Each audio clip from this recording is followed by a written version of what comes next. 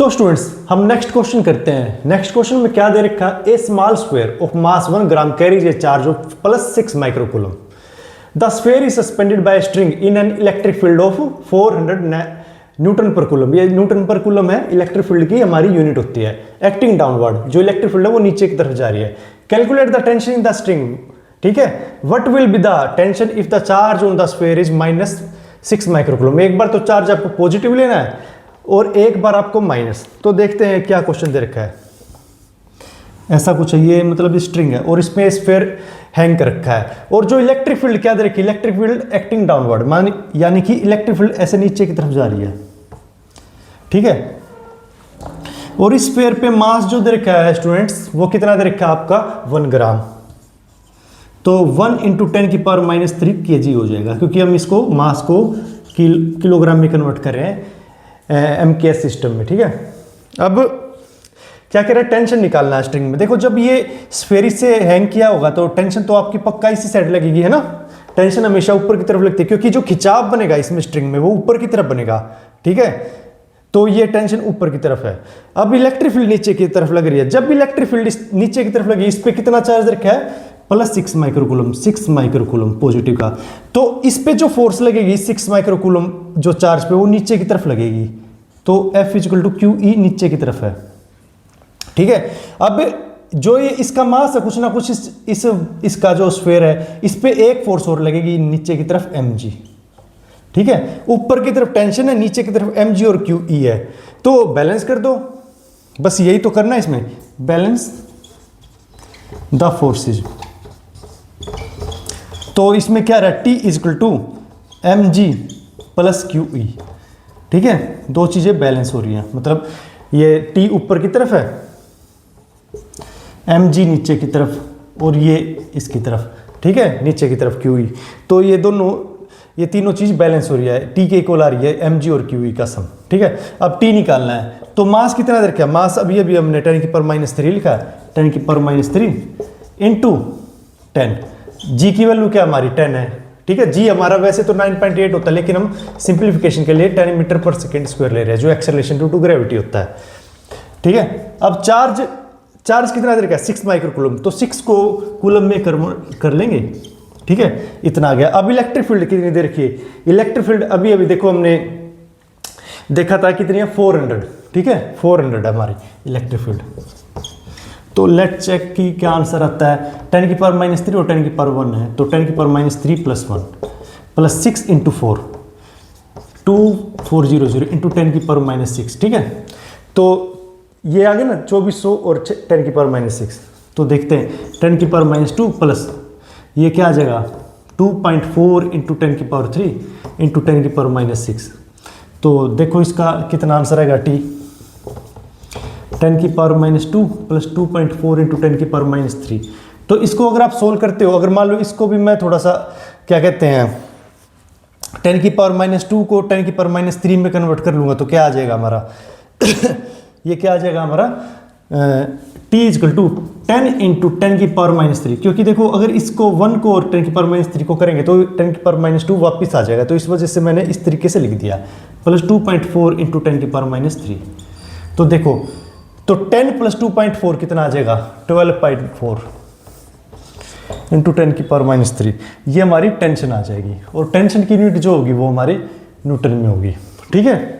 ये हमारा इसका आंसर आएगा। अभी हम इसका सेकंड पार्ट देखते हैं, जिसमें चार्ज हमारा -6 माइक्रोकूलम हमें लेना है। तो स्टूडेंट्स +6 माइक्रोकूलम के लिए अभी हमने किया है। तो अब हम मतलब +6 के लिए किया, अब माइनस के लिए करना है। तो देखो स्टूडेंट्स कैसे हम इसको करेंगे सोल्व। देखो अब इसमें क्या दे रखा है, ये -6 माइक्रोकूलम। देखो हम वही सिचुएशन बना लेते हैं इसकी। ये स्फीयर है, मतलब जो हमारा हमने माना स्मॉल स्फीयर है, जिसका मास 1 ग्राम है, ग्राम में, जिसको 10⁻³ kg में कह रहा हूँ।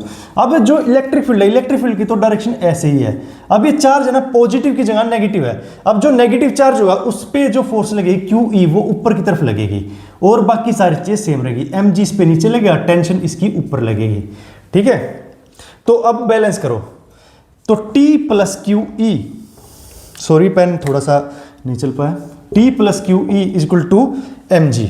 देखो टी इस साइड ऊपर और क्यू ई भी ऊपर है। देखो इलेक्ट्रिक फील्ड नीचे होने का मतलब क्या है, यानी कि पॉजिटिव चार्ज, मतलब जहां से इलेक्ट्रिक फील्ड आ रही है ना, क्योंकि इलेक्ट्रिक फील्ड पॉजिटिव से नेगेटिव की तरफ ट्रैवल करती है ना, ऐसे ही तो करती है। अब इसके ऊपर अगर नेगेटिव चार्ज हो गया तो ये तो ऊपर की तरफ ही अट्रैक्ट होगा ना, यानी कि पॉजिटिव साइड की तरफ जाएगा जहां से इलेक्ट्रिक फील्ड स्टार्ट हो रही है।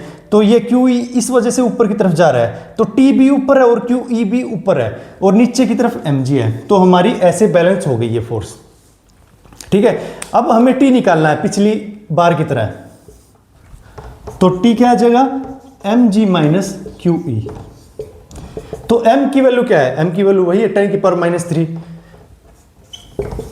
इंटू 10, और q की वैल्यू क्या है, q की वैल्यू है 6 माइक्रोकूलम।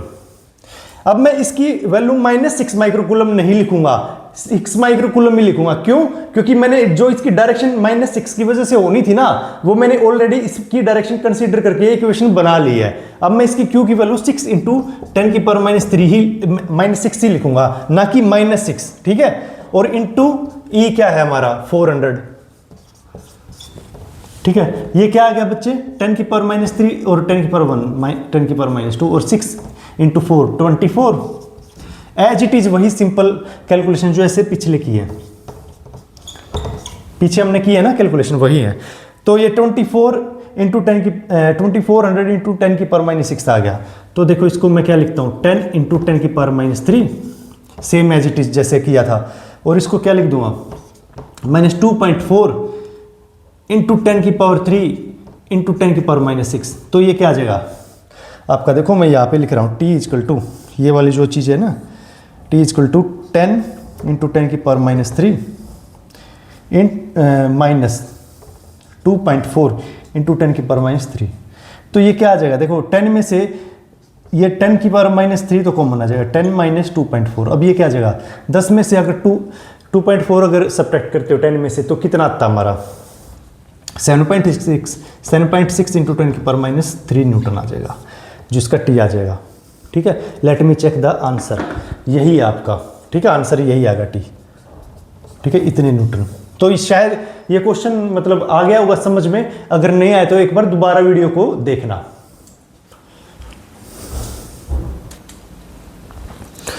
तो स्टूडेंट्स, अब क्वेश्चन आ गया हमारे डाइपोल मूवमेंट के ऊपर।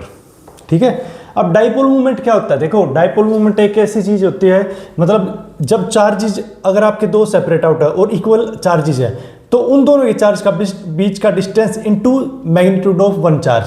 ठीक है, उस क्वांटिटी को, फिजिकल क्वांटिटी को हम क्या कहते हैं, डाइपोल मूवमेंट। ठीक है, अब हमें डाइपोल मूवमेंट पूछा गया इसमें, तो डाइपोल मूवमेंट हम कैसे निकालेंगे, P निकालना है। P मतलब डाइपोल मूवमेंट, ये सिंबल होता है डाइपोल मूवमेंट का। ठीक है, जिसने 12th क्लास मतलब कर रहा होगा ना थ्योरेटिकल चीजें, उसको ये सब चीजें पता होंगी।